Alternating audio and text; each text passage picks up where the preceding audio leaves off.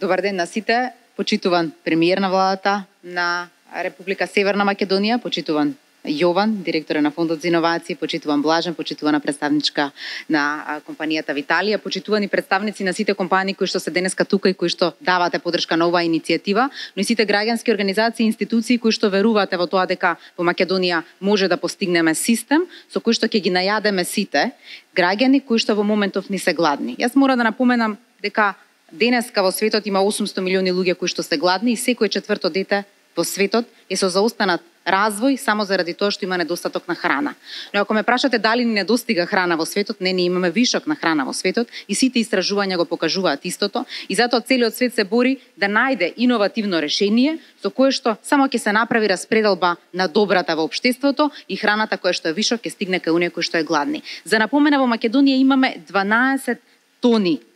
отпад или храна која што е вишок и со тоа ќе нараниме 26.000 наши сограѓани. И тоа ни кажува дека сите оние кои што денеска на некој начин се во системот на социјална заштита и примаат одреден додаток, ќе може да им го надополниме нивното мени и да добијат соодветен оброк. Поради тоа што кога сметаме храна не станува збор само за леб, туку протеинските елементи кои што секој од нас треба да ги прими во текот на неделата, навистина недостасуваат и кај семејствата кои што имаат одредени примања, не само оние кои што се во систем на социјална заштита. И токму затоа јас благодарам што сите заедно се обединивме, посебно на Фондот за иновации кој што обезбеди 2 милиони денари и кој што рече да, тука е вредно да се инвестира и да видиме каков систем ќе измислат граѓанските организации заедно со институциите и на крајот од 2020 година се надевам дека тоа ќе стане системско решение за дистрибуција, собирање на храната од вас како компании, но е важно да вие сите се отворите и да знаете дека таа храна нема да оди каде што не треба, дека нема да се злоупотреби,